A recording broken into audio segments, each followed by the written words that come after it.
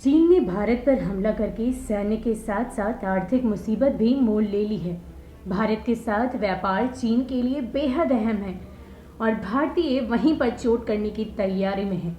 बड़ी संख्या में लोगों ने चीनी उत्पादों के बहिष्कार का मन बना लिया है। कुछ ने तो अपनी चाइनीज टीवी, स्मार्टफोन तोड़कर इसकी शुरुआत भी कर दी है। सोशल मीडिया पर ऐसे वीडियोस खूब शेयर किए जा रहे हैं। दूसरी तरफ भारत में चीन के कौन कौन से प्रोडक्ट मिलते हैं, ये पता लगाने के लिए गूगल का इस्तेमाल भी किया जा रहा है। पिछले 48 घंटों में गूगल पर list of Chinese products in India, ban Chinese products और बॉयकॉट चाइनीज प्रोडक्ट्स जैसे सर्च काफ़ी बढ़ गए हैं। भारत में TikTok, UC browser, बीगो live, SHAREit जैसे तमाम ऐप्स के करोड़ों यूजर्स हैं। लद्दाख में 20 जवानों के शहीद होने की सूचना मिलते ही इन ऐप्स से भारतीयों का मोह भंग होना शुरू हो गया।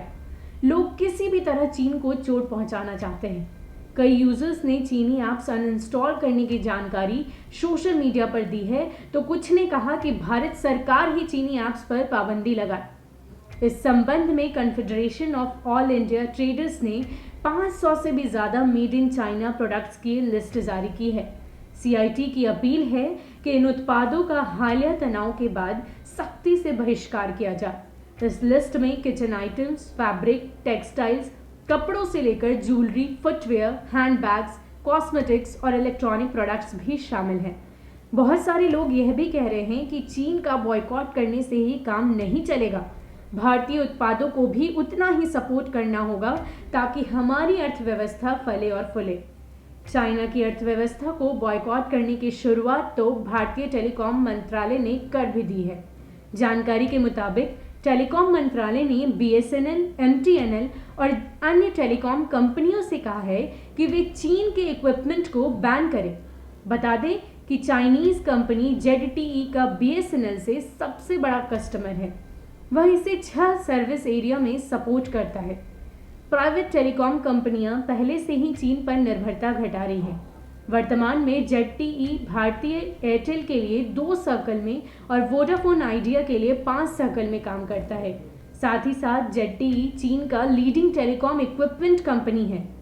टेलीकॉम इक्विपमेंट का बाजार करीबन 12,000 करोड़ का है, जिसमें चाइनीज प्रोडक्ट का शेयर 25% के करीब है।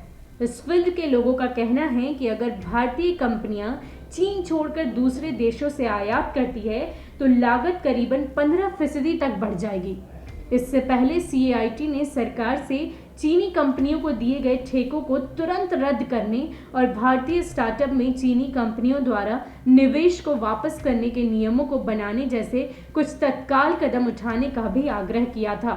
सीआईटी के राष्ट्रीय अध्यक्ष बीसी भाटिया और राष्ट्रीय महामंत्री प्रवीण खंडेवाल ने कहा कि हाल के घटनाक्रमों और भारत के प्रति चीन के लगातार रवैये के मद्देनजर भारतीय व्यापारियों ने संकल्प लिया है चीनी आयात को कम करके चीन को एक बहुत बड़ा सबक सिखाएं। उन्होंने कहा कि भले ही व्यापारियों का व्यापार चीन से आयात हो रहा है, लेकिन फिर भी उनके लिए राष्ट्र हित सबसे पहले है।